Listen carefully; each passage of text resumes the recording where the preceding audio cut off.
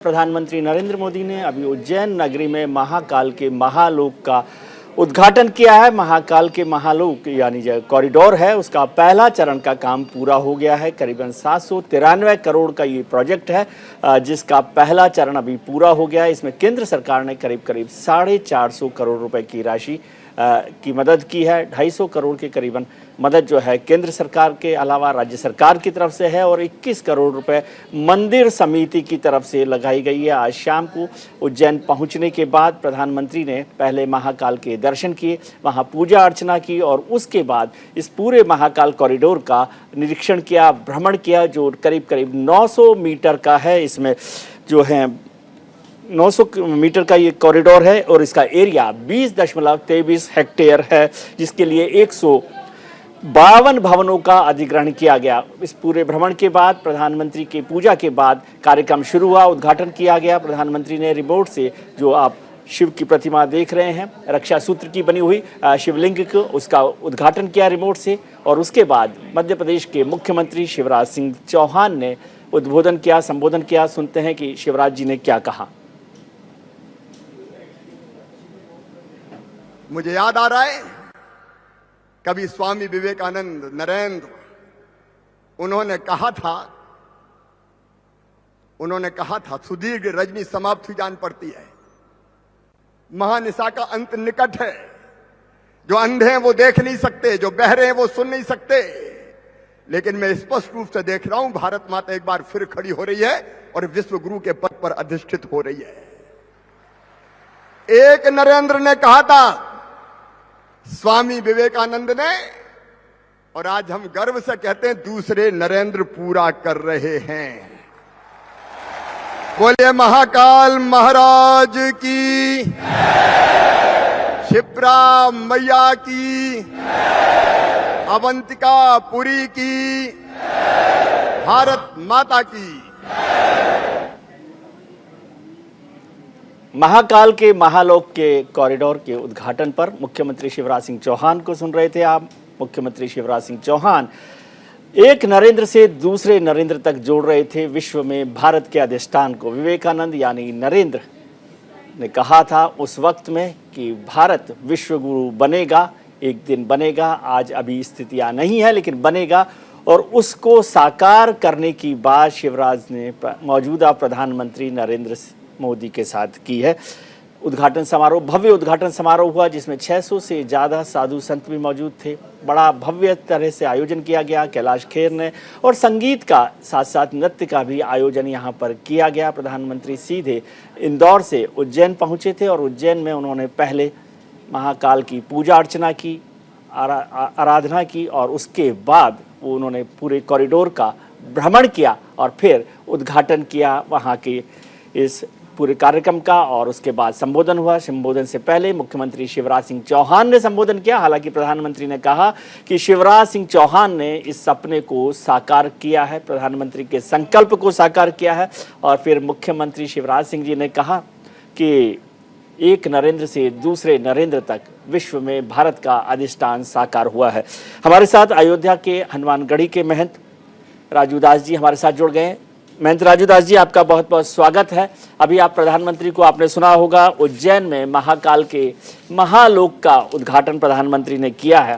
पहले अयोध्या में राम मंदिर के निर्माण का कार्य शुरू हुआ, उसके बाद काशी में काशी विश्वनाथ के कॉरिडोर का काम हुआ और अब उज्जैन में महाकाल के महालोक का कार्य शुरू हुआ है, एक चरण पूरा हो गया। आप किस तरह से देखते हैं इस सबको? पहले तो बहुत बहुत साधुवाद, बहुत बहुत आभार। नमः पार्वती पते, हर हर महादेव। बहुत अच्छा लगा देश के यशस्वी प्रधानमंत्री जी जिस प्रकार से सनातन संस्कृति, अभी शिवराज सिंह चौहान जी बोल रहे थे कि भारत विश्व गुरु बनेगा। विश्व गुरु कोई तगमा नहीं है किसी को पहना दिया जाए।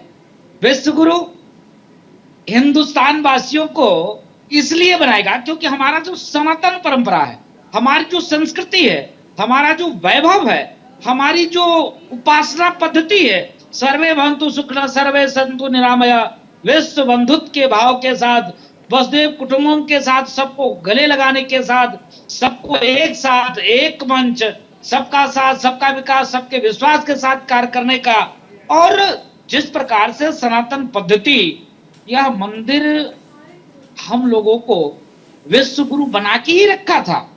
जिस प्रकार से मंदिर से शिक्षा दीक्षा पठन पाठन, जिस प्रकार से मंदिर से संस्कार, जिस प्रकार से मंदिर से वो लोगों के संभाव आदर्श संस्कृति सबसे जोड़ के मंदिर रखता है। 2000 वर्ष पूर्व महाराजा विक्रमादित्य ने लगातार ये प्रयास किया कि पूरे विश्व में, हिंदुस्तान ही अपितु नहीं पूरे विश्व में जहां जहां तक साम्राज्य 2000 वर्ष पूर्व था, वहां तक उस मंदिर का भव्यता नव्यता दिव्यता प्रदान करने का कोशिश किया। उसके बाद अहिल्याबाई होलकर जी ने, इसके बाद देश के यशस्वी प्रधानमंत्री मोदी जी ने, आप देखिए अयोध्या में जो लोग कहा करते थे कि राम जन्मभूमि मंदिर का आदेश आएगा पूरे विश्व में पूरे देश में कत्लेआम होगा, चींटी तक नहीं मरी, शांतिपूर्ण तरीके से मामला हल हो गया।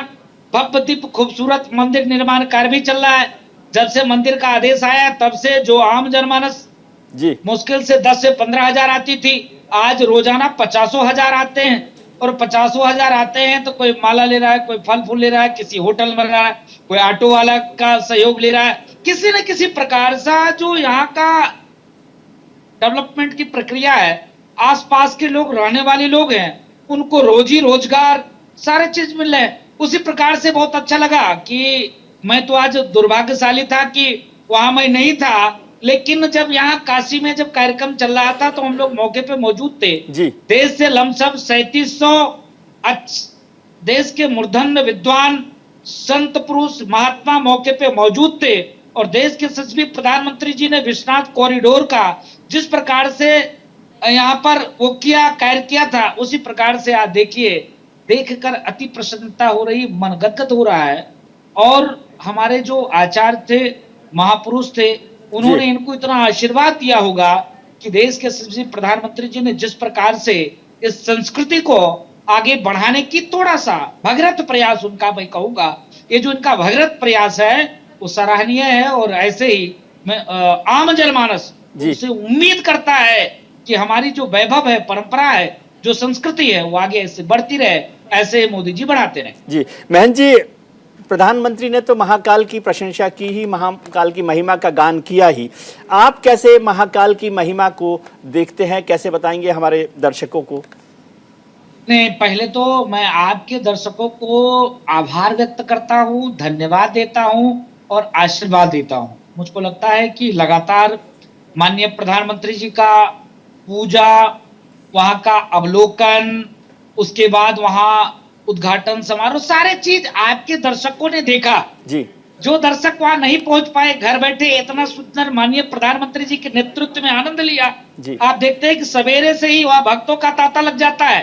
3 बजे भक्त वहां सीढ़ी पे, रास्ते में और दर्शन करने के लिए लालायित रहते हैं। यहाँ तक मैं देखता हूँ फेसबुक, ट्विटर, इंस्टाग्राम पे आरती के बाद तत्काल फोटो वीडियो आम जनमानस शेयर करते हैं। तो वहां करोड़ों लोगों की आस्था महाकाल से डायरेक्ट जुड़ी हुई है।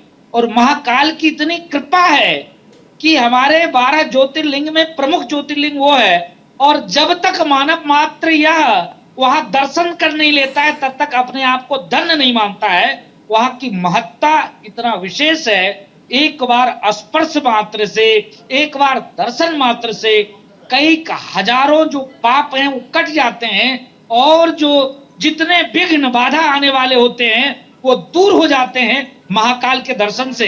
तो आपके भक्तों को तो यही कहूंगा, आपके भक्त तो इतने सुंदर हैं कि मैं देखता हूं कि लगातार आपके भक्त लगातार बाबा का दर्शन करने के लिए जाते आते रहते हैं। मैं पुनः आभार व्यक्त करता हूं संतों की तरफ से, ढेर सारा आशीर्वाद देता हूं माननीय देश के प्रधानमंत्री जी को कि यह देश आजादी के बाद से एक ग्रहण लग गया था।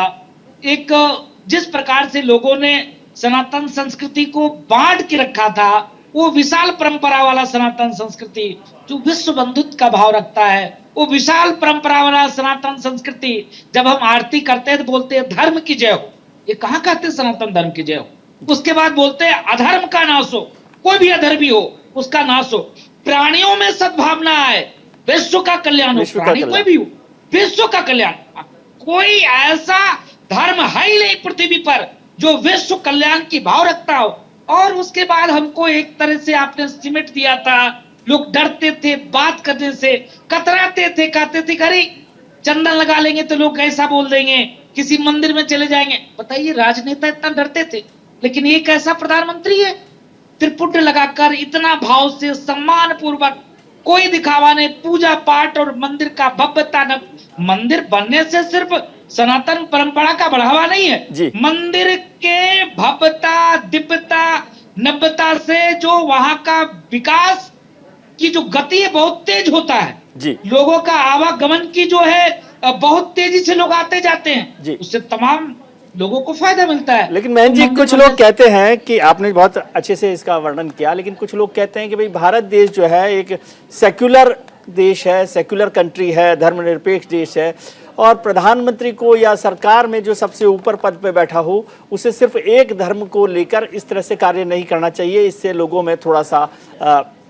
मन को थोड़ा सा उनको खटास होती है या डर लगता है। नहीं नहीं, सेकुलर किसने बनाया जी, धर्मनिरपेक्ष किसने बनाया जी, मैं पूछना चाहता हूं। उसी लोगों को डर लगता होगा, उन्हीं को तकलीफ होती होगी। धर्म के आधार पर मैं बापू को पुनः नमन करता हूं, प्रणाम करता हूं, लेकिन सारे चीज बापू के मत से सहमत आदमी नहीं हो सकता है। बापू ने बहुत त्याग किया, तपस्या किया, संघर्ष किया, लेकिन लाखों देश के उन क्रांतिकारियों ने अपने प्राणों को आहुति दी, तब जाकर देश को स्वतंत्रता मिली। लेकिन कष्ट इस बात की है कि धर्म के आधार पर देश का बंटवारा होता है। उस समय में आप देखिए, पाकिस्तान में हिंदुओं की संख्या 3 करोड़ होती है, उस समय में हिंदुस्तान में मुसलमानों की संख्या 6 करोड़ होती थी। आज क्या हिंदुस्तान में जिनको डर लगता है उनसे मैं पूछना चाहता हूं, आज मुसलमानों की कितनी जनसंख्या है? 7 राज्य में हिंदू अल्पसंख्यक हो गए हैं। हिंदू को आज देखिए कि यहाँ पर मेरे पास में सुल्तानपुर है और नवरात्रि का पर्व था, लोगों ने जुलूस निकाला, कई लोग घायल हो गए, मंदिर मस्जिद के बगल से निकल रहे थे। पाकिस्तान में हिंदू 0 बराबर हो गया, बांग्लादेश में हिंदू 0 बराबर हो गया। वहां तो नहीं मठ बन रहा है, मंदिर बन रहा है, नहीं हिंदू का इतना कायाकल्प हो रहा है। यहाँ तो मुसलमानों को इतना अधिकार है। लेकिन महंत जी, आप ही कह रहे हैं कि हम हिंदू धर्म जो है विश्व कल्याण की बात करता है, वसुधैव कुटुंबकम की बात करता है, तो फिर मुसलमान और हिंदू हम अलग अलग क्यों करें? जैसे संघ प्रमुख भी कहते हैं कि सबका डीएनए एक है, तो हम सब एक साथ रहें। हिंदू मुसलमान की आबादी बढ़ने को लेकर क्यों चिंता हो?